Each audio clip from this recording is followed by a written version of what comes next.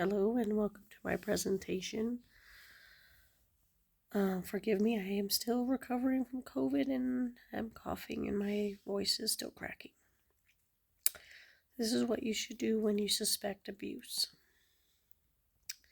First, we have the types of abuse. There are many forms of abuse that happen for children: physical, sexual, neglect, emotional abuse.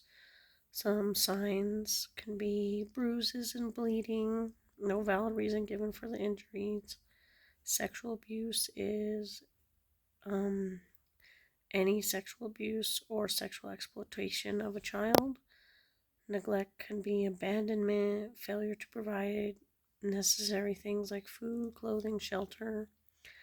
Emotional is terrorizing, not helping. Any of these count as abuse towards children. School personnel and child care staff members have more than a moral responsibility to report suspected abuse. Reporting abuse helps with the early detection and even prevention of abuse. Laws in each state require child care workers to report suspected cases of abuse. Some states identify categories of school personnel such as teachers, psychologists, administrators. Others have a general category of school personnel in order to remind adults of their responsibility to report. The publication Mandatory Reporters of Child Abuse and Neglect by the Welfare Information Gateway provides state statute summaries that provide individuals, particularly educators, become familiar with reporting laws within their state. This means that as a child care educator, it is mandatory that we report abuse if we suspect it. We don't investigate the abuse, we report it, and we provide a safe space for that child. That's our job.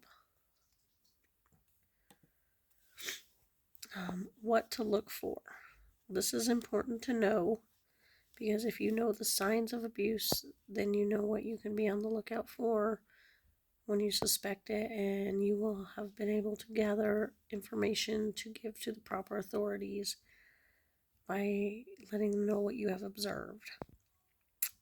So some of the things are they're withdrawn from peers, previously enjoyed activities, sudden changes in their typical behaviors like aggression, anger, mood swings, school performances. They could be depressed, anxious, fearful. They can even get extra clingy to certain adults. They lose confidence in themselves. They don't sleep.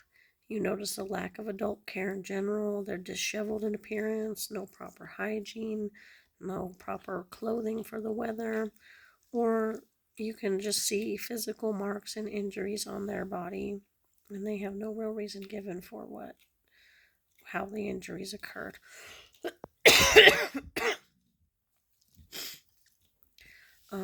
Long-term impacts. Data shows that more than half of all U.S. children have experienced some kind of trauma in the form of abuse, neglect, violence, or challenging household circumstances. And 35% of children have experienced more than one type of traumatic event, according to the Centers for Disease Control. These adverse childhood experiences can have impacts that extend for beyond childhood, including higher risk for alcoholism, liver disease, suicide, and other health problems later in life. So to me, this means the faster we can report abuse and get a child out of that unsafe environment, the better off their future will be. They can have a longer time to recover from the trauma, and they can be put in a safe place, because the longer they're abused, the longer it's going to impact them and continue to impact them for their whole life. Around the world, many children endure all kinds of abuse, including maltreatment, neglect, exploitation, physical labor, commercial sex exploitation, child wedlock, child soldiering, child trafficking, and those who are most vulnerable are very young children and children with disabilities. According to the World Health Organization, about 1 billion children ages 2 to 17 have been subjected to physical, sexual, emotional violence, or neglect. As a mandatory reporter, we need to be on the lookout for these signs of abuse. And it's important as an educator to know, especially because we are going to encounter children of different varying intellectual backgrounds with different diverse abilities, and it's important to know that those children who do suffer from